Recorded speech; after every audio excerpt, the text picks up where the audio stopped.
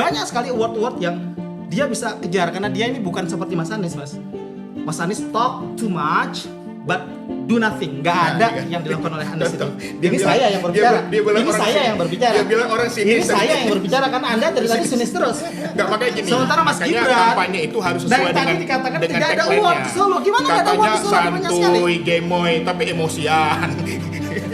Tidak, Nggak maksudnya sesuai. basicnya sinis sekali. Dikit-dikit lapor, Jadi lapor. tanpa tidak ada substansi, kayaknya nggak pernah baca buku nih kawan. Halo Sobat DN, ketemu lagi di Mimbar Bebas Diskursus Net. Pada saat KPU menyelenggarakan debat Cawapres yang pertama di Jakarta Convention Center pada 22 Desember 2023, Mimbar Bebas juga secara berbarengan memproduksi edisi spesial berupa debate reaction. Kami hadirkan 3 orang juru bicara dari tim pemenangan masing-masing kontestan. Ada Bung Iqbal, juru bicara dari paslon nomor urut 1. Ada Bung Iyadi Suryadi Putra, juru bicara dari paslon nomor urut 2.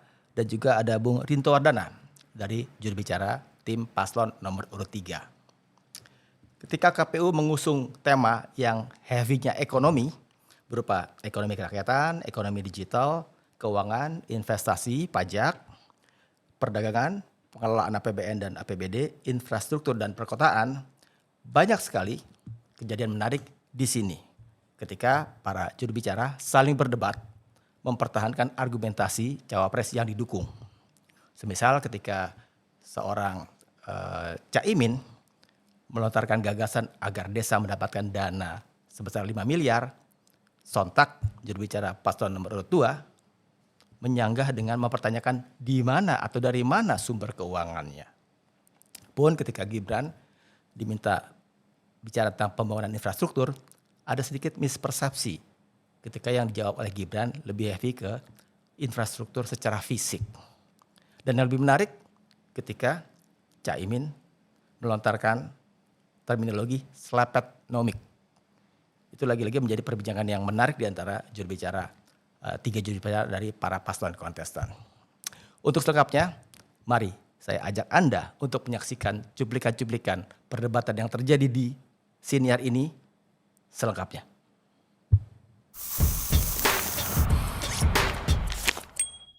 Belum Debat kedua, calon kita sudah wakil terbentur, presiden para pengusaha, pemilu pelaku usaha 2000. itu sudah terbentur dengan praktek-praktek seperti itu. Lalu belum lagi ketika mereka sedang menjalankan usahanya, mereka direcokin, dikerjain oleh aparat penegak hukum, hanya karena kesalahan-kesalahan kecil. Padahal Pak Jokowi pernah mengingatkan, jangan diutak-atik, diusik-usik para pengusaha.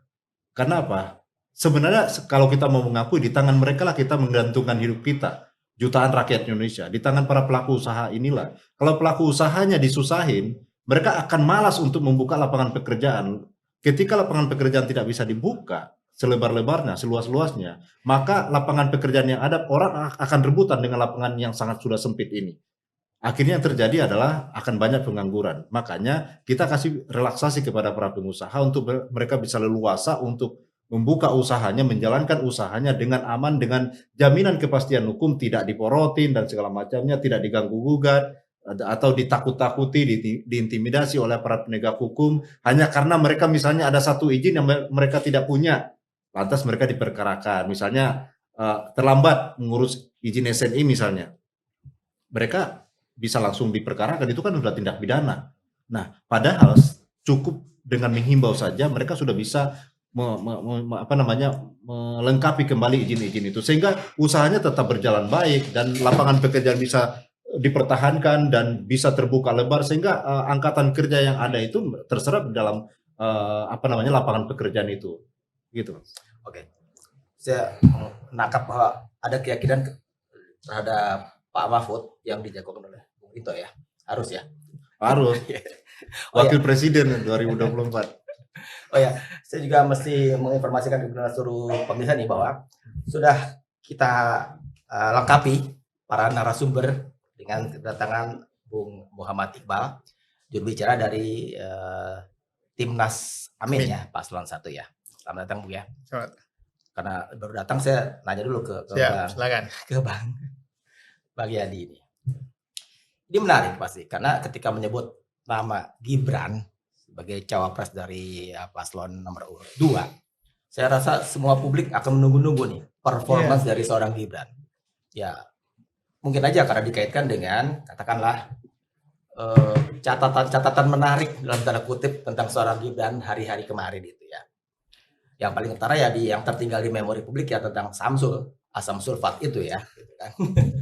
Saya nggak tahu itu cuma slip of tongue atau memang blunder yang benar-benar kemudian sampai harus minta maaf ya. Dengan tema-tema yang diusung oleh KPU, ya. Jadi kita kan sebenarnya masih belum bisa mengukur bagaimana seorang Gibran gitu kan, menghandle itu semua karena selama ini kan wilayahnya baru di wali kota, gitu kan. Ini akan masuk ke wilayah nasional. Gimana kira-kira pengawasan Gibran akan segala persoalan yang begitu rumit itu dan kemudian yang melempar gagasan-gagasan yang cerdas untuk solusinya? Jadi Bang, kalau ibarat kita nonton film India dulu ya. Jadi kalau sudah ada datang pangeran berkuda itu, Bang, dar gitu. Orang kemudian tepuk tangan itu. Nah, jadi aktornya, lakonnya di dalam Pilpres 2024 saya kira Gibran. Karena Gibranlah yang kemudian membangun berbagai percakapan publik, melahirkan berbagai reproduksi isu di kedua paslon dan lain-lain, semua berbicara tentang Gibran. Secara umum kalau saya lihat tema kita malam hari ini, saya kira memang dibandingkan dengan dua cawapres yang lain ini memang lebih cocok sebagai bidangnya Gibran. Oh ya? Gibran berawal setelah lulus gitu, kemudian menjadi pengusaha, in touch dengan berbagai problem-problem bisnis, urusan-urusan bisnis, kemudian masuk ke dalam pemerintahan menjadi wali kota, dan ini isunya sangat eksekutif sebenarnya. Pengelolaan APBN, APBD, investasi, pajak, perdagangan, kemudian ekonomi kerakyatan, ekonomi digital, dan lain-lain. Ini adalah isu-isu yang memang nanti kita akan lihat akan dilahap habis ini sama Mas Gibran. Kan main, setuju nggak Bung Rito? Ya kita akan lihat nanti karena memang yang ditunggu-tunggu orang ini kan adalah Mas Gibran. Mas Gibran adalah seorang anak muda yang hari-hari sejak mulai ditetapkan sebagai cawapres terus menjadi percakapan orang dan terus diremehkan, dan inilah detik di mana Gibran akan menunjukkan kepada publik tentang siapa dirinya. Let's see. Bung Iqbal, Ya. melihat pernyataan dari kawan sebelah, itu kepedean nggak sih?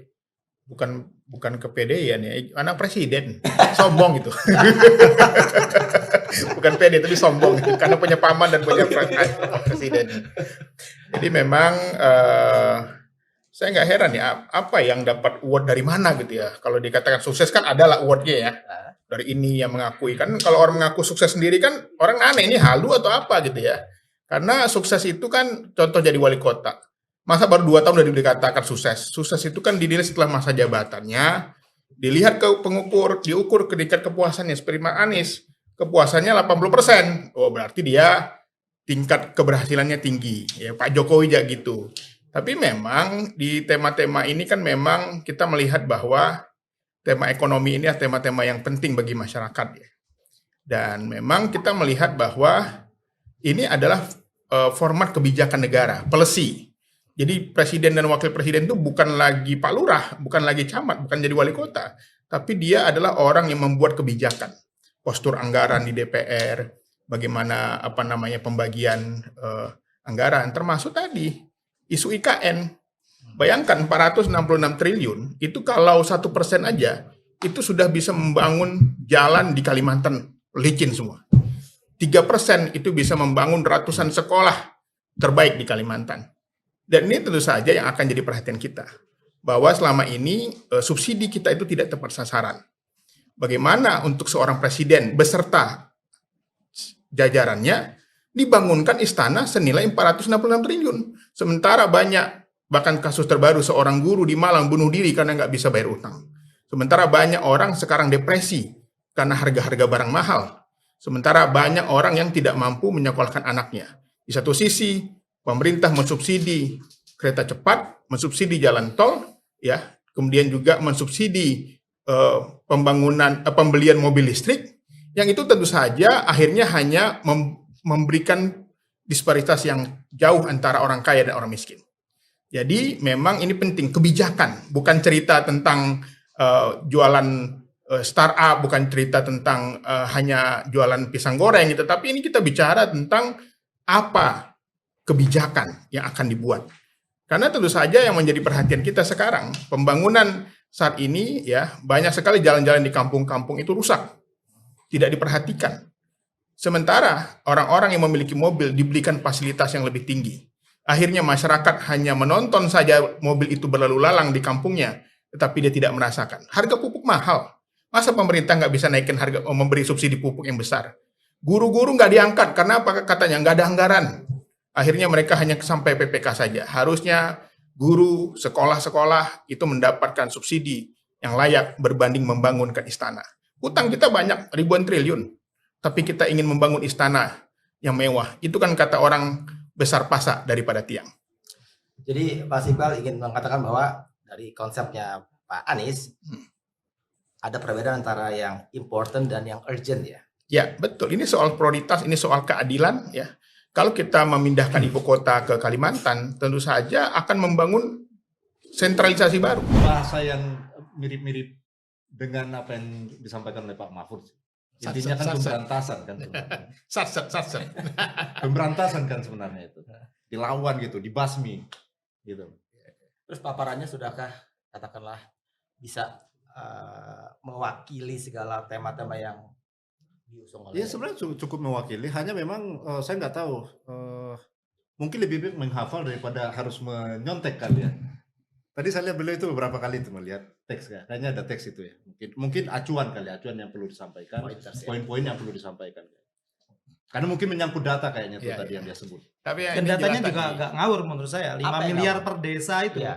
dikali 74.000 desa itu adalah 370 triliun. Ya. Anggaran dari mana 370 triliun? Makanya Dan IKN itu tadi sangat tidak adil. dipindahin. Dan itu sangat tidak adil. Ini IKN sekali jalan 450 triliun selesai. Kalau ini tiap tahun 370 triliun. Dan tidak mungkin Mas di dalam komposisi cara kita menggovern anggaran itu dihantam rata 5 triliun. Karena hari ini semisal anggaran desa itu ada basicnya, jumlah penduduknya, luas wilayahnya, kecil besarnya. Jangan kemudian desa yang kecil Ya, dengan itu desa yang teknis besar saja, tanggung itu jawabnya teknis. kemudian sama-sama 5 miliar. itu nggak masuk akal. Makanya tadi Karena kami poin penting ikut dari dulu di Caimin dalam tadi adalah membahas tentang undang-undang desa itu nggak mungkin dihantam rata makanya flat. poin Itu tidak penting ada. dari Caimin tau nggak? Bahwa bahasanya mudah dipahami rakyat. Enggak 370 triliun tetapi nggak BLT-nya mungkin. mudah nyampe, ya kan? Satu tahun 370 triliun itu apa? dari mana? Karena tadi ya desa itu kan ada yang tidak ada penduduknya, yang nggak ada penduduknya nanti kita dihitung ulang itu kan secara umum general. Ini makanya bahasa yang mudah dipahami. Enggak, itu Para bahasa kepala retorik desa, sama kayak Pak 5 Capresnya retorik. miliar, ya kan? Itu makanya tadi kalau Gibran Ngomong jago-jago BDP, gitu ternyata GDP, cuma apa bikin itu? Masyarakat nggak paham sumur itu. resapan yang itu di tanah yang impermeable. Gimana itu bangun sumur resapan Ya kan? di atas tanah Masa aspal, di atas rakyat trotoar, diajarin orang nabrak, PDP. orang jatuh gitu loh. Memang jago berkata-kata. rakyat Tetapi diajarin kalau kita BDP kejar nanti basic datanya itu Apa zonk nggak semua paham datanya. masyarakat. Nggak paham masyarakat itu bahasanya. Kalau Anda, tim Anda, Ya. kita tentang anggaran buat makan siang gratis itu Ini lebih parah lagi. 450 triliun kan, lebih tinggi dari yang 370 miliar. Oh, tadi. clear. Kita punya Jadi hitung-hitungan. mana bagian Itulah sebenarnya? kemudian kenapa Mas Gibran dari awal secara baik ya. Tadi kita lihat Mas Gibran itu melampaui ekspektasi publik saya kira tampilan beliau. Dari orang yang dianggap tidak bisa berbicara, dia anggap takut debat, dianggap kurang banyak berkata-kata. Memang tidak semua orang punya skill retorik. Ada orang yang man of action seperti Mas Gibran. Mas Gibran di mana-mana lebih banyak mendengar, itu ikut gayanya Opa Fergie itu. Kalau teman Amin paham tentang Opa Fergie karena dia pakai istilah timnas ya, itu Ferguson bilang pemimpin yang baik bukanlah pemimpin yang banyak berbicara. Pemimpin yang banyak berbicara itu akan kehilangan separuh dari kemampuannya untuk menangkap potensi yang dimiliki oleh tim. Pemimpin yang baik, kata si Fergie itu adalah pemimpin yang lebih banyak memperhatikan dan mendengar. Ini Fergie ya, orang Inggris, bahkan berkata itulah kemudian kenapa Tuhan memberikan kita 2 mata, 2 telinga, dan 1 mulut agar kita lebih banyak melihat dan mendengar kemudian langsung eksekusi dengan 1 mulut. Tentang makan siang gratis Mas. Itulah kenapa kemudian Mas Gibran secara baik kemudian mengidentifikasi diri sebagai orang yang paling keras berbicara tentang melanjutkan hilirisasi dan industrialisasi. Nikel, nilai ekspor kita 2013 sebelum kebijakan hilirisasi diketatkan itu kita hanya 5,5 miliar US. 2022 naik menjadi 35 miliar US, itu 66 kali lipat naiknya. Itu baru nikel, dan nikel ini belum sempurna hilirisasinya, itu baru tahap pertama. Dari nikel menjadi semikonduktor, dari semikonduktor menjadi perusahaan baterai, jadi perusahaan baterai menjadi perusahaan mobil listrik. Dalam tiap-tiap change, makanya Mas Gibran tadi kan memperbanyak added value di dalam negeri. Hilirisasi teori dasarnya sama seperti air. Jika ada air yang mengalir, puter air itu lebih banyak di dalam negeri agar tumbuh subur rumput-rumput kita di dalam negeri. Jangan Nggak terlalu sesuai. banyak yang Tadi keluar. katanya jangan banyak ngomong paling banyak. Iya, kalau saya banyak ngobrol. Paslon Makanya- saya memang man of action. Tadi Makanya ditanya Anda dari kosong, mana tong- sumbernya. Tong kosong nyaring bunyinya. Satu perusahaan baterai saja jika kita bikin, Mas, misal sekarang ya hilirisasi di bidang emas atau di bidang tembaga. Tembaga itu selain melahirkan tembaga, dia juga melahirkan banyak end product. Jadi produk sisa dari tembaga yang di smelting itu memiliki begitu banyak asosiasi mineral yang itu bisa menghidupkan berbagai perusahaan-perusahaan Udah gantian, yang itu gantian. akan menyerap Jangan tenaga ngomong terus. kerja. Oke, sekarang saya kasih. Itu uangnya lebih dari cukup untuk sekedar memberi Ini makan siang konsisten, gratis. nggak konsisten. Tadi Intinya katanya adalah orang kita banyak akan ngomong menggenjot kosong. sektor Jadi, penerimaan, seru, Mas. seru. Stop dulu ya. Kita akan genjot Saya sektor kasih penerimaan. Makanya kesempatan. ini kan soal karakter ya. Tadi Bung Jadi itu ngomong. Nggak ada banyak. itu. Gimana sih kalau bisa menilai karakter Ya kan? seseorang? Ya kan Tunggu. memang tadi ini sombong, arogan. Baru ngomong sebentar, baru 4 menit udah ngomong ini paling baik. Apa yang paling baik? Loh, iya dong. Baru ngomong Karena berkali-kali. fatal tadi bilang 370 triliun dari mana? Baru baik Nggak ada. katanya. Baru ngomong 4 menit loh. Biarkan Bung Ivan. Baru pidato 4 menit udah dibilang paling baik. Jadi gini, kalau kita bicara tentang kepada rakyat, itu harus bahasa yang mudah dipahami. Ya. Rakyat itu kan sederhana berpikirnya. Apa hope-nya? Kan gitu. Hope-nya apa? Tadi kami jelas menyampaikan bahwa masalahnya adalah banyak rakyat yang tidak mendapatkan keadilan dari pembangunan itu. Anggaran yang besar ya digunakan untuk mensubsidi orang kaya. Makanya tadi masyarakat desa, para pelaku usaha, ya, para UMKM, semuanya bahkan BLT-nya di plus-plusin, ditambah, bukan dikurangi. Ya, jadi ini harus dipahami masyarakat. Karena perubahan itu 3. Yang pertama memperbaiki yang salah, yang kedua adalah meningkatkan yang sudah ada, yang ketiga menghasilkan ide baru. Ya, tadi ini ide baru ini yang harus diharapkan masyarakat. Harusnya memang paslon itu memamerkan hasil kerjanya, bukan menghasilkan kerja orang lain atau orang ayahnya gitu loh. Jadi jangan memamerkan hasil kerja orang lain, harusnya hasil kerja kita sendiri. Ya, kayak Pak Sanis, dia cerita di DKI, tadi makan siang gratis sudah lama dilakukan Pak Sanis di DKI, Pak Prabowo promosikan lagi itu. Memang sudah Itu Mas dijalankan. Anies menjalankan Ya, apa yang itu. menjadi program Prabowo. Dan sudah dijalankan, Anies itu gitu. di-endorse oleh Prabowo. Itu sudah dijalankan. Sudah dijalankan, artinya dia punya nilai positif terhadap makan siang gratis. Bukan hal yang baru. You Nggak- malah nggak beli ada yang sesuatu baru. yang sedang saya promote, Nggak ada you yang baru. oke-kan itu, Jadi artinya itu ide itu nggak ada yang baru. ide yang baik. Ide yang sudah dijalankan, nggak ada hope-nya gitu. Mas Anies itu menjalankan program Pak Prabowo ketika menjadi gubernur DKI dan menjalankan itu ide makan siang gratis. Oh itu, jangan kalem-kalem aja lihat kawan dua Iya. di katakanlah bertikai. Ini Silakan ini berkomentar. kondisinya kayak debat capres pertama. Jadi kita menikmati. Yang jelas Mas Gibran hari ini di luar ekspektasi publik. Saya senang. Tapi Itulah anak muda. memang ada yang perlu saya kritisi terkait dengan kayak makan gratis, itu makan dia. siang gratis itu. Itu kan anggaran gede sekali. Tapi bukan masalah makannya. Kalau kita berbicara soal tujuan makan gratis, itu memang saya tahun 96 waktu masih SD itu ya, ada yang namanya makanan tambahan. Itu makanan tambahan itu dikasih 1 kali seminggu. Itu pun anggarannya sudah lumayan juga gitu. Cuman yang saya pertanyakan, kita ini bukan penghasil susu. Bahkan juga kita tidak bisa disebut sebagai penghasil daging. Pertanyaan saya makan siang gratis Impor. apa? Jadinya. Apakah ikan atau apa? Ibu kota negara mau diserahkan ke investor asing. Ibu kota negara loh. Tadi saya mencermati juga Gibran mengatakan bahwa pembangunan SDM itu tidak harus melakukan APBN. Harusnya SDM itu, ya APBN itu utamanya buat rakyat. Ngapain harus nunggu dari pihak lain gitu loh. Harusnya prioritas anggaran itu Tentang fisik adalah untuk tadi. pembangunan SDM. Karena SDM ini adalah pendidikan kita. Bayangkan sampai sekarang guru-guru nggak bisa diangkat gara-gara anggaran. Ya, ini menjadi penting. Jadi triliunan masyarakat nggak bisa bayar BPJS. Itu sudah jadi gambaran. Bagaimana kualitas kesehatan ya? Bayangkan kalau hanya 2,5 triliun itu APBN sekian ratus triliun bisa menyelesaikan tunggakan BPJS. Jadi makanya kita melihat bahwa tadi skala prioritas. utang ribuan triliun pengen punya istana baru gitu loh. Mungkin iya satu hari tapi bukan sekarang gitu loh. Ya, jadi kita ingin pertumbuhan itu justru pemerataan itu kalau IKN itu ada, dia dikecilkan aja. Kalau nggak usah sampai 400 triliun, bangun istana juga 100 miliar juga jadi, tetapi sisa anggarannya bisa digunakan buat kota-kota di Kalimantan, fasilitas di Kalimantan, di Sulawesi, di Sumatera, sehingga keadilan gitu loh. Kalau 400 triliun hanya di Kalimantan, itu yang membuat terjadi ketidakseimbangan. Ya kalau saya sih melihat tadi pernyataan Gibran yang terakhir. Kalau kita melihat apakah sudah ada investor yang akan berkontribusi di IKN, memang belum ada yang final. Lebih kepada survei, melihat ke sana kondisinya. Dan mungkin setelah Pilpres, setelah melihat itu, saya setuju dengan Gibran tadi bahwa para pengusaha ini masih wait and see bagaimana kondisi politik pasca Pilpres. Memang iya, karena kalau saya baca di berita-berita itu, memang sudah ada beberapa pengusaha-pengusaha yang datang ke sana, menjajaki apakah akan berinvestasi, akan berkontribusi di sana. Tetapi belum ada satupun yang benar-benar sudah konsensus hitam di atas putih. Itu yang belum saya ketahui ya, belum saya dapatkan. Lalu yang kedua terkait, LOI aja. iya, Belum kayaknya LOI pun belum kayaknya. belum sampai LOI sekalipun. Ya, mereka masih penjajakan. Beberapa pengusaha besar tanah air itu memang sudah ada yang datang ke sana. Terkait dengan yang di luar pun masih seperti itu juga, karena melihat kondisi politik Indonesia ke depan ini yang membuat mereka mungkin ragu-ragu. Tapi kalau mungkin stabil, saya rasa mungkin mereka akan berinvestasi. Yang kedua terkait dengan IKN.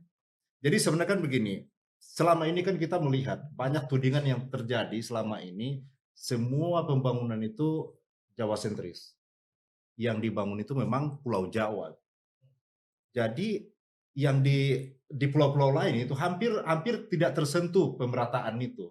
Baru mungkin terjadi, bukan mungkin, baru terjadi pemerataan itu walaupun belum maksimal, tetapi sudah dilakukan, dijajaki ketika Pak Jokowi. Dan kita melihat itu secara fisik, kita bisa menikmati, saya ke Padang bisa naik lewat tol, saya ke Surabaya bisa lewat tol, paling tidak memang ada. Lalu kemudian kita ke kota-kota lain di antar pulau kita bisa ada tol laut, ya kan ada kapal perintis, bisa mengantar kita ke sana. Jadi sebenarnya kalau saya melihat lebih jauh terkait dengan maksud dan tujuan IKN ini adalah memindahkan satu sumbu atau menciptakan satu sumbu baru yang menjadi sentral untuk pertumbuhan ekonomi di sekeliling itu. Tadi saya sepakat dengan Masnya.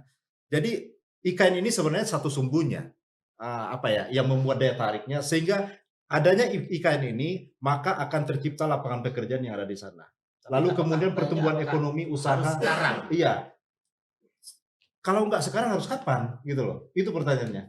Saya rasa ini kita harus memulai dari sekarang. Kita harus memulai dari sekarang. Karena apa? Percepatan pertumbuhan ekonomi itu memang sudah harus dimulai di luar Pulau Jawa.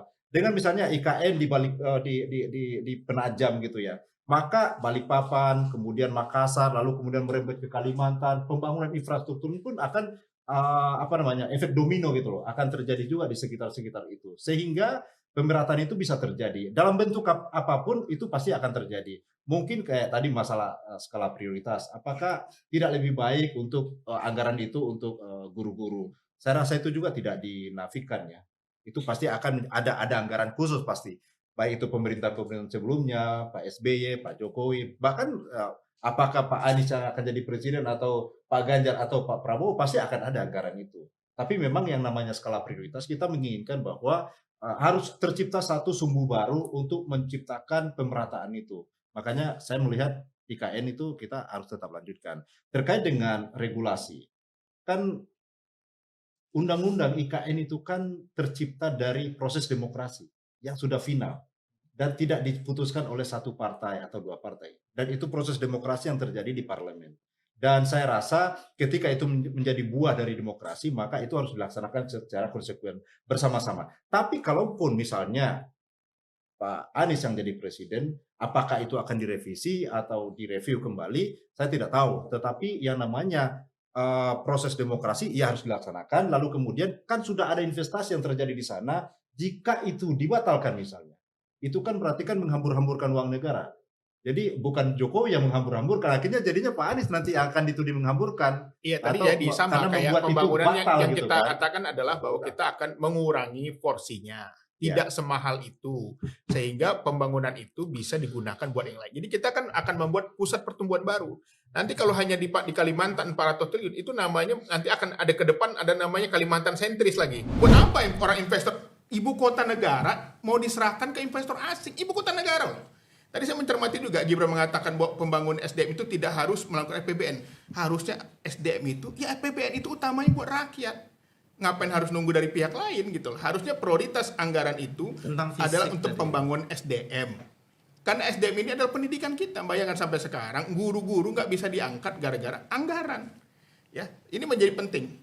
Jadi triliunan masyarakat nggak bisa bayar BPJS. Itu sudah jadi gambaran. Bagaimana kualitas kesehatan ya? Bayangkan kalau hanya 2,5 triliun itu APBN sekian ratus triliun bisa menyelesaikan tunggakan BPJS.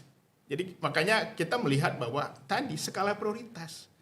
Utang ribuan triliun pengen punya istana baru gitu loh. Mungkin iya satu hari tapi bukan sekarang gitu loh. Ya, jadi kita ingin pertumbuhan itu justru pemerataan itu kalau IKN itu ada, dia dikecilkan aja. Kalau nggak usah sampai 400 triliun, bangun istana juga 100 miliar juga jadi, tetapi sisa anggarannya bisa digunakan buat kota-kota di Kalimantan, fasilitas di Kalimantan, di Sulawesi, di Sumatera, sehingga keadilan gitu loh. Kalau 400 triliun hanya di Kalimantan, itu yang membuat terjadi ketidakseimbangan. Ya kalau saya sih melihat tadi pernyataan Gibran yang terakhir. Kalau kita melihat apakah sudah ada investor yang akan berkontribusi di IKN, memang belum ada yang final.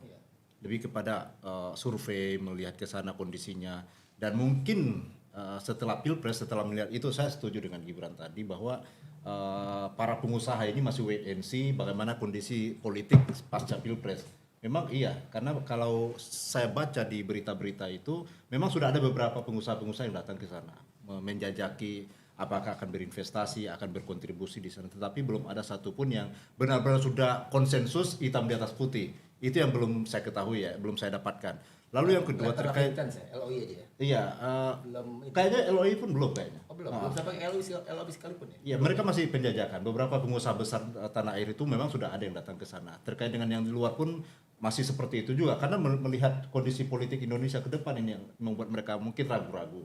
Tapi kalau mungkin stabil, saya rasa mungkin mereka akan berinvestasi. Yang kedua terkait dengan IKN. Jadi sebenarnya kan begini, selama ini kan kita melihat banyak tudingan yang terjadi selama ini, semua pembangunan itu Jawa sentris. Yang dibangun itu memang Pulau Jawa. Jadi yang di pulau-pulau lain itu hampir tidak tersentuh pemerataan itu. Baru mungkin terjadi baru terjadi pemerataan itu walaupun belum maksimal, tetapi sudah dilakukan, dijajaki ketika Pak Jokowi. Dan kita melihat itu secara fisik, kita bisa menikmati. Saya ke Padang bisa naik lewat tol, saya ke Surabaya bisa lewat tol, paling tidak memang ada. Lalu kemudian kita ke kota-kota lain di antar pulau, kita bisa ada tol laut, ya kan, ada kapal perintis bisa mengantar kita ke sana. Jadi sebenarnya kalau saya melihat lebih jauh terkait dengan maksud dan tujuan IKN ini adalah memindahkan satu sumbu atau menciptakan satu sumbu baru yang menjadi sentral untuk pertumbuhan ekonomi di sekeliling itu. Tadi saya sepakat dengan Masnya.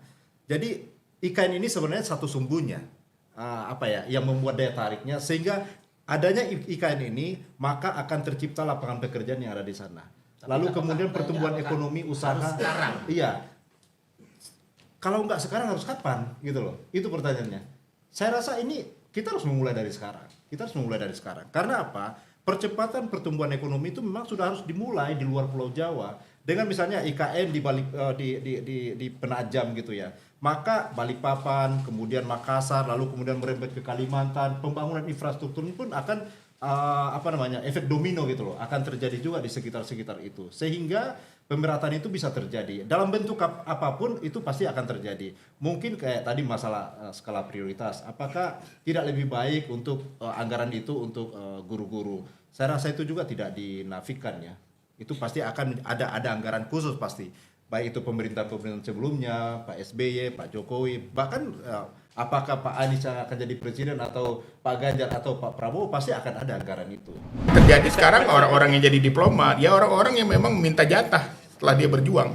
Padahal harusnya konsisten dong. Kalau nggak bagi-bagi jabatan, dibuatlah kayak rekrutmen gitu ya. dibuatlah seleksi ya. Bukan hanya karena rekomendasi partai politik pemenang pemilu gitu loh. Tapi memang catatan kami memang apa yang disampaikan semua masalah bangsa tadi memang perlu perubahan kok. Bukan perbaikan lagi, perubahan. Yang anehnya adalah dua-duanya sudah di dalam pemerintahan, tapi masih melakukan kalau saya berkuasa akan. Ya, contoh tadi Menko Polhukam itu udah paling tinggi. Kalau di hari ini gagal, tidak bisa mengatasi, mengelola penegakan hukum, berarti memang Pak Mahfud memang gagal. Kalau pertama ditanya gagal, saya ada. Berarti Pak Jokowi dong yang menghambat. Kalau siapa lagi paling tinggi gitu loh. Jadi saya melihat memang Nggak ada misi menteri kan, yang ada misi presiden ya. iya, makanya tadi siapa yang menghalangi Pak Mahfud untuk menghentikan ini semua, kan gitu. Jadi dua kemungkinan itu. Mungkin ada yang menghalangi atau memang Pak Mahfudnya tadi yang diberi nilai 5 Pak Ganjar tadi. Jadi saya melihat bahwa ini masalah memang semua terjadi berawal dari kekacauan-kekacauan di mana jabatan-jabatan itu diberikan kepada orang-orang yang karena dia adalah tim sukses, ya tidak konsisten. Kalau dari awal kan dulu orang mungkin memilih Jokowi gara-gara tidak ada bagi-bagi jabatan. Wah, itu orang senang. Tapi baru 3 bulan bagi-bagi langsung semuanya komisaris lah, dubes apa. Ini yang menurut saya harus dibenahi ke depannya. Kalau bagi-bagi itu harusnya dari awal aja. Memang kami akan bagi-bagi kok. Karena berkualitas, oke. Tapi kan nggak konsisten. Awalnya bilangnya tidak ada bagi-bagi, ternyata bagi-bagi. Gitu. Tadi saya mau tanggapi soal tadi ya. Jadi kalau kita berbicara soal kebijakan, kita tahulah bahwa kalau saya bosnya sebuah perusahaan dan ada visi misi bos, maka bawahan saya semua itu adalah melaksanakan visi misi saya. Jika ada kebijakan dari anak buah saya yang bertabrakan dari garis besar yang saya tetapkan, sudah pasti akan saya cut. Kan begitu. Jadi prestasinya Pak Mahfud tidak bisa dilihat dari secara parsial, karena beberapa pekerjaan-pekerjaan besar juga sudah dilaksanakan beliau terkait dengan masalah sawit, kepemilikan luasan hektar sawit ya di Riau itu masuk pengadilan. Lalu terkait dengan pinjol juga sudah sempat ditangani juga. Jiwasraya juga sudah ditangani sampai ke pengadilan di proses hukum. Lalu kemudian yang terakhir itu yang sampai jadi perdebatan di DPR terkait dengan dana kampanye kan, sampai heboh itu kan. Nah, Pak Mahfud yang ada berdebat panas dengan para wakil rakyat di sana. Cuman memang kita tahu bahwa kewenangannya Pak Mahfud sekalipun dia Menko Polhukam yang membawai kepolisian, Menkumham dan lain-lain, itu kan terbatas juga. Apalagi dia Menteri Hukum dan HAM, dia pasti harus merujuk kepada Menko-nya. Menko-nya merujuk kepada siapa? Ya presidennya. Karena kalau Pak Mahfud mengambil keputusan strategis dan radikal di tataran Menko Polhukam, tetapi keputusan itu berimbas pada dampak-dampak yang lain yang mungkin akan mengganggu stabilitas nasional, pasti presiden akan ambil alih, ya kan? Makanya itu yang menjadi persoalan. Kenapa seolah-olah Pak Mahfud ini tidak bisa menangani pekerjaannya, tetapi tidak dengan demikian, karena ada hal-hal tertentu yang harus memang diantisipasi. Apakah dia berkoordinasi dengan presiden untuk mencegah dampak yang lebih buruk daripada itu semua? Tentu kan ini kan semua harus dikoordinasikan.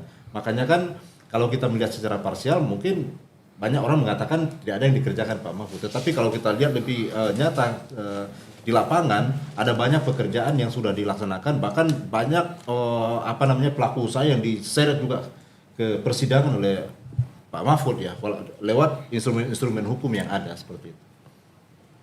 Jadi Iya, jika menyimpan sesuatu untuk segera dimuntahkan. enggak juga biasa. Iya, Saya menikmati percakapan hari ini karena benar-benar Mas Gibran mampu menunjukkan di publik melampaui apa yang kemudian dari awal di underestimate-kan kepada dirinya. Tentang tadi semisal tidak ada visi misi menteri, memang teman-teman kadang-kadang ya gitu. Jika ada masalah yang buruk, kemudian langsung bersembunyi di balik tidak ada misi menteri, ada misi presiden. Tetapi jika ada prestasi yang baik, di keep as a personal achievement begitu. Oke, it's okay, nggak masalah. Tapi sebenarnya tadi kan tentang duta ekonomi itu. Pak Mahfud yang mention kata duta ekonomi, dan duta ekonomi kita adalah dubes begitu. Bukan diplomat dubes itu. Dubes itu jabatan mewakili Presiden Republik Indonesia Dubes di luar diplomat negeri. dong. Dubes otomatis Enggak, diplomat itu. Dubes otomatis diplomat, paspornya hitam kok. Nggak Saya pakai. mau ngomong Saya tentang pernah kerja bahasanya di kantor dulu. kedutaan soalnya dubes itu diplomat.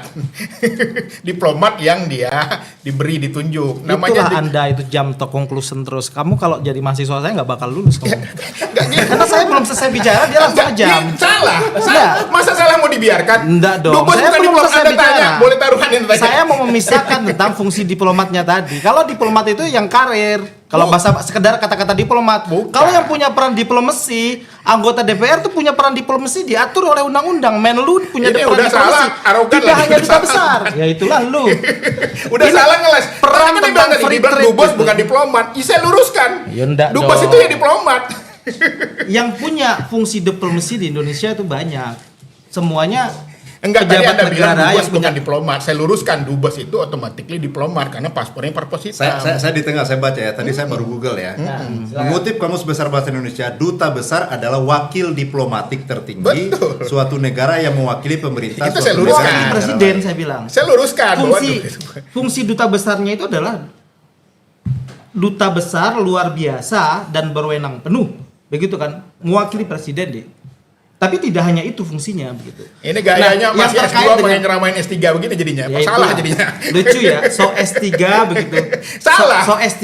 Bung, Salah. kalau Bung sudah menyebut Salah. asal pendidikan lu Makanya sudah tadi dia tidak mau punya guru, dia bilang, argumen. lo mahasiswa gua nggak lulus. Lu sudah nggak punya argumen sehingga ngomong tentang latar pendidikan belakang gua lebih tinggi pendidikan. dari lo nyalain gua. Enggak, orang kalau sudah ngomong tentang latar belakang pendidikan, tentang umur, itu penyakit Tadi- kulturalis bangsa kita itu. Tadi dia bilang, orang nggak punya mahasiswa saya argumen nggak saya luluskan. apa-apa. Lah, pendidikan saya lebih tinggi, masa Anda lebih nggak jadi saya? Itulah bro, kamu harus belajar dulu tentang Enggak, Anda salah. selesai Saya pernah berbicara. kerja di kedutaan. Jadi Nah, yang namanya lu selesaikan dubes saya itu dulu ya berbicara. diplomat. Itu aja saya luruskan tadi, bukan motong. Saya ingin meluruskan. Anda nggak mau Dan ngalah. kacau nih orang. Itu intensional di balik itu ada atau memang benar-benar seperti yang Gibran bilang? Saya nggak tahu angka-angka Itu dari Caimin tadi 32% menyiapkan apa. readiness criteria, baru kemudian dianggap layak dan pusat meletakkan proyek nasional itu di Solo. Gitu. Anda lihat itu bagaimana? Iya memang anak presiden, gimana lagi? Harusnya fair, memang bapak saya presiden wajar aja. Baru-baru dilantik Mentor PU ke sana, menteri-menteri ke sana, ya memang wajar aja. Harusnya cerita aja. Ya gimana lagi Pak, namanya saya anak presiden, ya wajar aja dong menteri-menteri ngasih kerjaan, ngasih proyek di situ. Jadi ini kadang-kadang kita itu gini loh, saya ingin melihat politik kita ini sedih, nggak jujur. Dari awal pengen maju, pura-pura ada yang gugat. Padahal dari awal udah di by design tuh, ya kan? Kemana-mana nih, Semuanya, kemana-mana. semuanya itu apa Nggak namanya? selesai dengan sinik. Apa namanya sesuatu Orang sinik tuh yang kembali apa terus namanya seolah-olah itu murni gitu loh. Padahal itu kan semuanya by design gitu loh. Tinggal cerita aja, ya saya pengen mau maju kok. Memang saya gugat, saya suruh orang untuk gugat, memang begitu. Ini enggak seolah-olah ada bupati-bupati muda di bawah 40, ya kan? Jadi ini bangsa ini kita ini nanti nggak bisa jujur, itu aja. Harusnya cerita aja, ya memang bapak saya mau gimana lagi, menteri-menteri wajar aja dong. Ya orang juga maklum aja kok, biasa aja itu gitu loh. Enggak, saya lucu aja dari Caimin tadi berbicara persentase tentang sesuatu yang datang dari pusat, karena itu tidak ada indikatornya itu tentang persentase. Karena kalau mungkin Caimin melihat data tentang rumus Y sama dengan I plus C plus G dalam kurung X minus M, maka mungkin beliau lihat nilai I-nya tadi. Nah, cuma kalau tadi juga agak lucu ketika jawab pertanyaan Pak Mahfud. Investasi juga jangan yang membebankan, melahirkan beban baru, semisal utang. Nggak ada urusan itu pertumbuhan dengan utang. Utang itu di luar indikator pertumbuhan. Jadi kurang paham Caimin tentang itu. Nah, jadi kalau yang ditanya tentang 32% tadi agak lucu karena semisal sukses-sukses Mas Gibran itu ya jauh lah dari semisal bahwa itu adalah faktor bapaknya. Tahun pertama Mas, 2021 dia menjabat, dia dilantik Januari ya. Di 2020 kalau kita mau lihat kemampuan pribadi seorang kepala daerah itu lihatlah PAD-nya dan apa yang dia lakukan terhadap PAD. 2020 itu hanya 470 miliar PAD. Di era Gibran 2021 akhir tahun itu PAD-nya 1,9 T. Itu dahsyat banget. Pertumbuhan di tengah seluruh daerah jatuh. Bahkan ada yang di bawah minus, banyak yang di bawah minus. Pertumbuhannya di tahun 2020 daerah Mas Gibran langsung naik menjadi di 2022 ya, karena untuk ngitung 2021 kan keluarnya angkanya di 2022 Februari. itu 6,25% termasuk menjadi kota tertinggi pertumbuhannya untuk tingkat kota begitu. Kemudian semisal apa sih yang harus dilakukan untuk peningkatan PAD itu? Sesuatu yang memang sudah di-capture oleh pusat tentang apa yang boleh dipungut oleh daerah. Yang paling tinggi tentu adalah retribusi pajak hotel dan restoran dan lain-lain. Untuk itulah kemudian Mas Gibran yang dia bangun adalah sesuatu yang bisa menarik wisatawan datang. Dia bahkan membuat Malioboro kedua atau di Solo untuk merebut pasar Jogja dengan revitalisasi pasar pasarnya kalau salah ngapus Pro ya, saya lupa beberapa pasar dia revitalisasi agar bisa seperti Solo, karena hanya dengan itu membuat hotel hidup membuat tanah menjadi mahal masuk lagi BPHTB ke daerah dan seterusnya, dan itulah yang menjelaskan kenapa PAD di era Mas Gibran tinggi. Saya kira sukses besar Mas Gibran itu banyak. Kalau tadi ditanya tentang award banyak sekali awardnya, dia dalam waktu yang sangat cepat menerapkan sistem digital government, digital government itu dapat penghargaan award nomor 1 dari mana? Dari Kementerian Investasi. Kamu mau hubungkan lagi Ya, dengan sebutin. bahwa itu adalah menteri bapaknya. Ini sudah absurd. saya nanya, sebutkan Jadi kalau dari mau mana? dihubung-hubungkan terus bahwa orang punya relate by family itu Lah, sudah kacau. Anda kok Itu sudah nggak emosi? punya Saya dasar. nanya Sudah dari nggak punya mana? dasar. Kok emosi? Dia mendapatkan Katanya gemoy santuy, award tapi emosi. dengan kota ternyaman di Indonesia. Itu dapatnya dari swasta itu. Siapa? Dari IKT, dari Ikatan Arsitek Indonesia tuh. Kemudian kota toleransi keempat di Indonesia, dan banyak sekali award yang dia bisa kejar karena dia ini bukan seperti Mas Anies, Mas Anies talk too much but do nothing. Nggak ada yang dilakukan oleh Anies itu. Ini saya yang berbicara. Ini saya yang berbicara. Dia bilang orang sinis. Ini saya yang berbicara karena Anda dari tadi sinis terus. Enggak, makanya gini. Sementara Mas makanya Gibran kampanye itu harus sesuai dari tadi dengan dikatakan dengan tidak ada tagline-nya. award di Solo. Gimana nggak ada award di Solo? Ada banyak sekali. Santuy, gemoy, tapi emosian. Tidak, maksudnya itu basicnya sinis sekali. Dikit-dikit lapor, Jadi tampak tidak ada substansi, kayaknya nggak pernah baca buku nih kawan. Bung Rito, kalau melihat pertanyaan dari Caimin itu agak-agak menyindir atau emang sebetulnya itu natural aja gitu? Iya, sebenarnya kenapa Caimin itu menanyakan itu? Sebenarnya kalau saya lihat ya, karena itu di medsos pun saya menemukan beberapa pertanyaan ini keluar. Jadi Caimin ini tergelitik dengan kasarnya kita katakan ada tuduhan kepada Mas Gibran bahwa konsentrasi pembangunan itu dipusatkan di Kota Solo. Sementara yang lain itu tidak dipusatkan. Makanya Caimin mencoba menggali dengan cara mengajukan pertanyaan. Itu triknya apa sih sebenarnya? Makanya kan kalau dari penjelasan tadi, ya kalau memang itu memang tidak murni dari APBN, ya tentu kalau misalnya ada dari CSR, misalnya lalu kemudian dari para pengusaha, saya rasa itu mungkin kreativitasnya Mas Gibran. Tapi kalau misalnya didominasi oleh APBN, itu patut dipertanyakan kalau menurut saya. Tetapi bisa juga walaupun itu misalnya dari pengusaha-pengusaha lain misalnya, lalu berbondong-bondong melakukan investasi di ini, mungkin ada daya tarik karena mungkin Pak Jokowinya itu tidak bisa kita nafikan karena memang ada daya tarik. Sampai saat ini pun Pak Jokowi itu punya daya tarik. Jadi agak lucu jika pertumbuhan optimis 7%, sementara tidak berani menarget nilai tax ratio dan HDI. Karena tax ratio dan HDI ini adalah variabel yang mempengaruhi itu naik tidaknya Kalau kita pertumbuhan. bicara perpajakan kan ada dua konsep yang mestinya harus lebih dicernihkan. Satu tax ratio, satu tax buoyancy, daya dukung pajak. Itu penting nggak yang kedua, tax buoyancy? Yang kalau kata Menteri Sri Mulyani, diusahakan angkanya di atas 1 terus. Gak ada hubungannya tax ratio dengan tax buoyancy? Saya tidak terlalu. Seharusnya ada. Karena kan kalau kayak tadi sudah sempat dijelaskan, misalnya Mas Gibran tadi kan menjelaskan bahwa untuk menaikkan itu adalah dengan Hilirisasi dan hilirisasi industrialisasi. itu sehingga pertumbuhan Itu ekonomi sangat rasional, naik, 18%. ya kan? Kayak gitu. Nah, Jadi sertifikasi pajak kan. jadi dengan pendapatan yang maksimal maka daya dukung itu bisa tercipta. Jadi semisal hilirisasi Mas ya, akan tercipta chains rantai-rantai ekonomi baru sampai ke tingkat hilir. Di tiap-tiap chains itu akan ada pajak penerima masukan, pajak keluaran, PPN. Setiap perubahan bentuk itu ada pertambahan nilai, itu kena PPN. Itu yang dimaksud Mas Gibran adalah kita tidak sedang akan menaikkan pajak, kita tidak sedang berburu di dalam kebun binatang. bukan objek pajak yang ada kita naikin persentase pajaknya, tetapi kebun binatangnya kita perluas, kita tanam sayur, kita tanam tumbuh-tumbuhan supaya perusahaannya menjadi sehat, sehingga tugas negara besok hanya taking tax gitu. Dia sebenarnya negara dalam konsep sosialisme itu, karena kalau Pak Prabowo kan ekonomi Pancasila, ekonomi jalan tengah, mendayung di antara dua karang, kita mengambil hal yang terbaik dari kapitalisme dan mengambil yang terbaik dari sosialisme. Sebenarnya ke depan negara tidak perlu terlalu banyak terlibat untuk mencari makan di ceruk yang sama dengan rakyat. Tidak ada konsepsi negara berbisnis di dalam konstitusi kita. Kita sehatkan pasar, negara hidup dari tax begitu.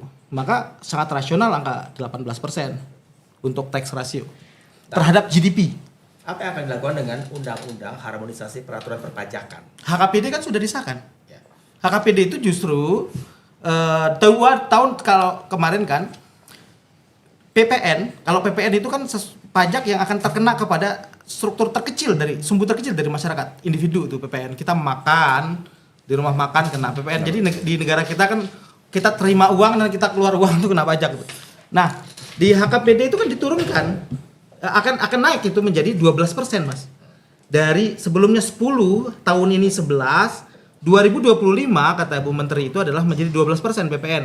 Kami insya Allah akan mengoreksi itu dan kami akan menurunkan PPN itu menjadi 9%, Mas. Karena sesuatu yang terkait dengan rakyat, dengan individu itu harus dikurangi. Sama kayak Mas Gibran bilang tentang cara kita kembangkan UKM jangan diikat dengan pajak dan lain-lain. Justru negara harus memberikan stimulus gitu. Itu, Bang. Pajak ada tapi Jadi salah tadi tentang 23% tuh. 23% bukan tax ratio. 23% target kami terkait penerimaan negara terhadap GDP.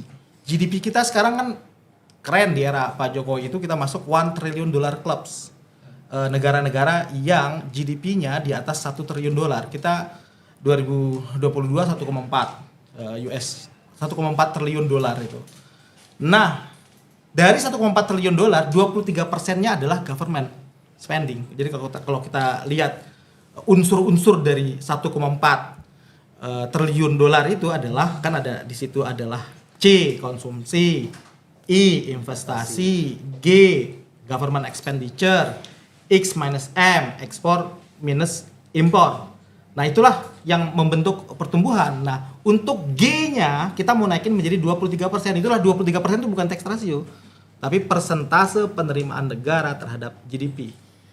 Kebetulan Mas Gibran tadi tidak konsen untuk mengklarifikasi itunya dulu, tetapi beliau menjawab tentang beda antara naikin pajak dengan meningkatkan penerimaan pajak itu berbeda. Dua hal yang berbeda. Tax ratio dengan naikin pajak itu berbeda gitu. Gitu aja, Bang. Kalau penerimaan di 2023 kan 1.800-an triliun. Belum dong, belum selesai 2023. Ya, akan diproyeksi segitu. Dan 2024-nya diproyeksi naik 100-an triliun, 1.900-an sekian kan. Kalau persentase pajak terhadap APBN kita saya kira di angka 80% ke atas. Bung Iqbal ada. Ya, jadi sekarang di era Pak Jokowi ini masalah penerimaan ini bukan hanya soal aturan, bukan hanya soal target, tetapi soal low trust-nya masyarakat terhadap penyelenggara negara. Di mana kasus Rafael Alun dan beberapa aparat ya, bahkan sekali pegawai-pegawai pajak yang kena OTT dan juga masalah-masalah dengan korupsi di perpajakan. Jadi ini memang kata kuncinya memang perubahan.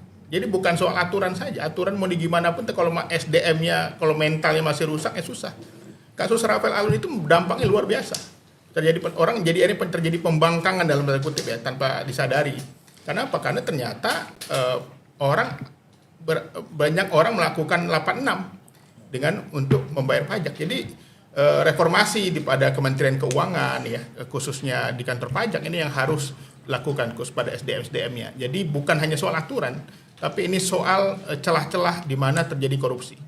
Dan itu terjadi memang faktanya. Berapa banyak pegawai pajak yang kena OTT, ya, kasus Rafael Alun yang puncaknya salah satunya, yang menjadi salah satu membuat masyarakat enggan membayar pajak. Jadi trust ini harus dibangun menurut saya.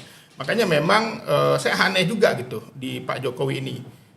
Dia bangga gitu ketika dia menjabat banyak aparat yang ditangkap gitu loh. Kan harusnya malu dong. Kalau di tentara itu kalau ada anak buahnya yang banyak melakukan kesalahan ya komandannya yang kena gitu loh. tapi justru menceritakan bahwa di zaman saya banyak yang ditangkap gitu loh. Ini jadi salah satu perhatian kita. Bapak Muhaimin Iskandar untuk menyampaikan pernyataan penutup. Waktu Anda 2 menit. Terakhir ya. Terima kasih. Sarung adalah simbol kesetaraan dan keadilan. Sarung itu lembut, tapi di tangan orang yang baik bisa jadi selepet atas ketidakadilan dan kecurangan. Yang tidak ada dalam kebijakan ekonomi kita saat ini adalah keberanian untuk mewujudkan aturan main yang adil dan keberanian untuk berpihak kepada rakyat. Itulah kenapa kami menggagas Slepetnomics sebagai solusi ekonomi kita. Segala ketidakadilan kita selepet. Slepetnomics adalah gagasan Gimik ekonomi baru yang nih, sudah gimik diuji baru. oleh para pakar Slepetnomics. dan berbasis pada pengalaman batin dan juga pengalaman rasa. Ke depan, proyek yang menyedot begitu banyak uang rakyat hanya untuk memenuhi selera tertentu, kita harus selepet. Kita hadirkan perubahan berupa pemerataan dan pembangunan kota-kota dan desa-desa di seluruh Indonesia. Ke depan, kecurangan pembuat aturan yang merangkap sekaligus pemain bisnis harus kita selepet. Kita bangun kesetaraan bagi semua pelaku usaha untuk maju bersama. Dengan Slepetnomics kita pastikan pembangunan ekonomi Indonesia dikerjakan pakai hati, pakai otak. Sekali lagi, pembangunan Indonesia dilaksanakan pakai hati, pakai otak. Mari kita berdoa, semoga insya Allah saya dan Mas Anies memimpin Indonesia, kita kerjakan pembangunan dengan menggunakan pakai hati, pakai otak. Semoga kita senantiasa diberi kekuatan untuk mewujudkan perubahan. Mas Gibran akan bagi ucapin selamat bangsa Natal di kita. sini. Amin. Baik, Mas Gibran akan mengucapin selamat Natal dan tahun baru ingin nanti, dimanfaatkan mengakhiri waktunya closing cukup statement-nya. Bapak? Kita lanjutkan ke calon wakil presiden nomor urut 2, Bapak Gibran Rakabuming Raka untuk menyampaikan pernyataan penutup. Waktunya 2 menit, kami persilahkan Bapak.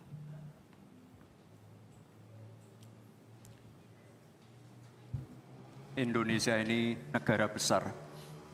Kita harus bersyukur di tahun 2020 sampai 2030 nanti kita akan mendapatkan bonus demografi.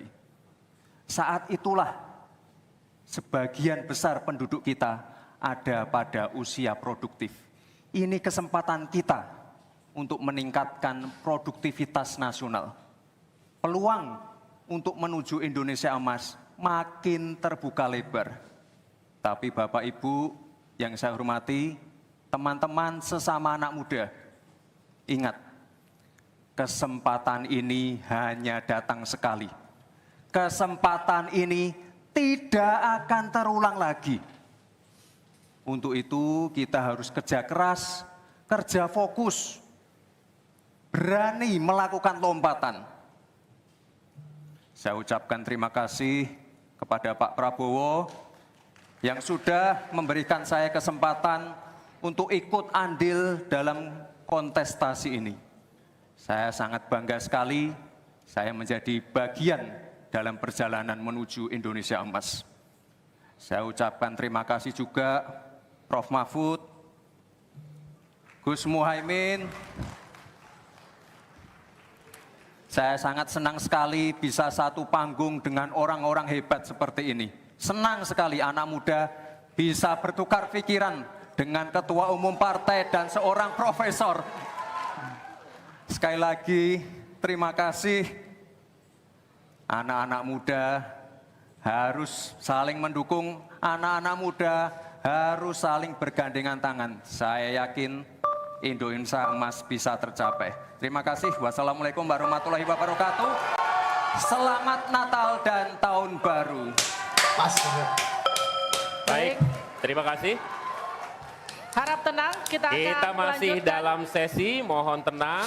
Waktu belum selesai. Kami Skornya persilakan Gibran selanjutnya 10, Mahfud calon wakil 9, presiden nomor Caimin urut 8. 3, Bapak.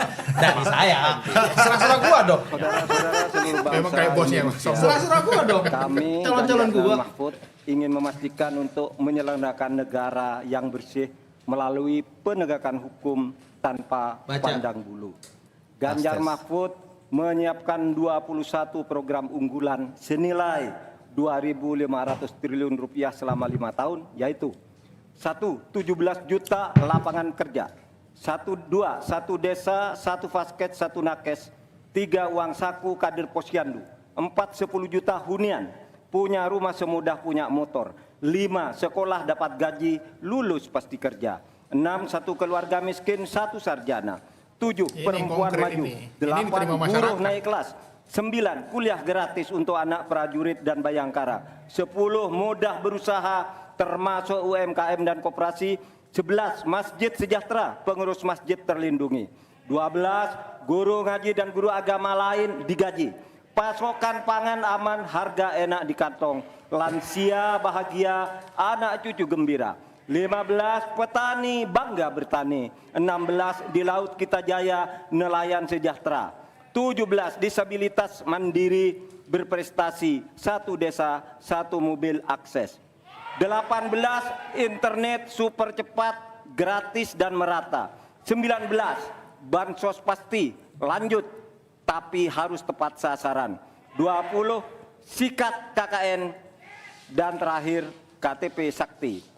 Segala kebijakan pemerintah harus mengutamakan kemakmuran dan kesejahteraan rakyat, termasuk memelihara fakir, miskin, dan anak terlantar seperti ketentuan pasal 34 ayat 1 Undang-Undang Dasar. Semoga niatan baik dan keikhlasan kami mendapat ganjaran ilahi dan tercatat di Lauhil Mahfuz. Selesai. Kita berikan aplaus dan apresiasi yang paling meriah Closing untuk dia nyebut-nyebut ketiga calon Ganjar. wakil presiden kita. Saya undang Pak Muhaimin, Pak Gibran, dan Pak Mahfud untuk ada di tengah. Gimana nih? Untuk ada di tengah lingkaran merah ini. Ciri-ciri perhatian Kami dengan juga closingnya memohon Pak agar Mahfud. Pak Anies, Pak Prabowo, dan Pak Ganjar Ini nyatanya Mas Gibran yang menjadi bahasa calon wakil yang harus presiden kita pahami masing-masing. bahwa rakyat Kami itu nggak persilakan. paham yang namanya Ini adalah pajak. calon Makanya dia nggak pernah bayangin itu bayar pemimpin pajak itu. kita Yang diinginkan dapat tadi apa Anda pilih tawarannya nanti gitu. Yang sekarang di ini tanggal udah selesai 14 belum janji yang lama, yang baru Februari apa gitu loh. 2024. Masyarakat akan Kami melihat juga kok janji undang lama aja belum Ketua selesai, malah janji KPU baru dan lagi. Seluruh anggota KPU untuk Jadi nyatanya bergabung Mas bersama Gibran kita ya, di sini. oleh orang banyak dikatakan nggak bisa berbicara, nggak bisa Mudah-mudahan ngomong. Nyatanya di closing statement tuh Mas, Debat dua kedua kali cawapres ini yang dapat lain memberikan membaca referensi kepada dan Anda Mas Gibran tidak menjadi membaca. hasanah bagi Anda untuk Saya kira menentukan sekali siapa lagi, yang Anda pilih. bagi saya Ada skor 1, ada 2, ini ada 3. Debat pilpres kedua ini adalah Ya, aktornya dan adalah kami Mas juga Gibran. akan mengingatkan Mas Anda Gibran untuk akhirnya mampu jangan menunjukkan lupa dirinya menggunakan hak terlepas pilih dari Anda berbagai pada pemilu stigma dan sertatif 2024, negatif yang sudah selama ini Februari mendatang. ditempelkan ke beliau. Karena suara Nilainya, skornya, akan menentukan Mas masa Gibran depan 10, bangsa Mas Mahfud Indonesia. 9, Debat malam Cak hari Imin ini, saya kira Vivian yang dan Cerlisa. juru kuncinya pada Vito debat Dino ini. Pagiting. Sampai Jumpa di TPS 14 Februari tahun depan. Sampai jumpa. nomor 2, nomor 3. Ada Mas Gibran. Ya memang kalau orang belum pernah tampil ya, sekali tampil itu udah luar biasa. Ini melampaui dari yang lain, melampaui dari kapasitas yang dua ini. Tapi gini Mas, saya ingin mengamati dari perdebatan tadi ya, bahwa sebenarnya tadi catatan kita adalah bahwa masyarakat itu menilai kok yang dijanjikan lama itu apa. Karena apa? Karena sekarang ini banyak sekali orang membanggakan prestasi orang lain gitu loh. Yang ini harusnya menjadi perhatian bagi masyarakat, bagi rakyat ya. Memang harusnya kita kembali buka lagi tuh janji-janji lama presiden lama ya kan, sudah jalan belum ya kan?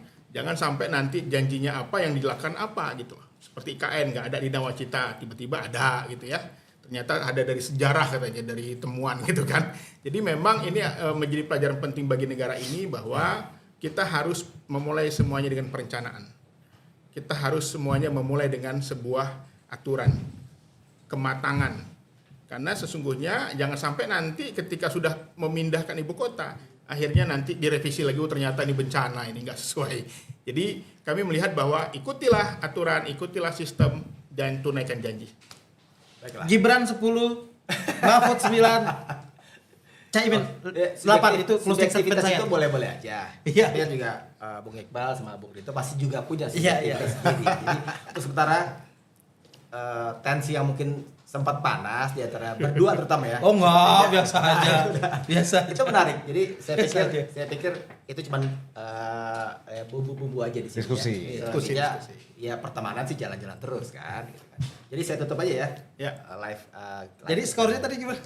Saya udah nggak bicara skor lagi.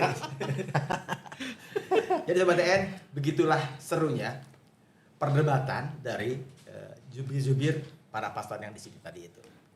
Masih ada 3 debat lagi yang akan digelar oleh KPU dan boleh aja buat Anda yang mungkin masih statusnya undecided voters atau swing voters ya dapat tambahan modal untuk kemudian memutuskan di 14 Februari nanti. Jadi saksikan terus, pantengin terus, tonton terus Mimbar Bebas di Diskursus Net. Tabi.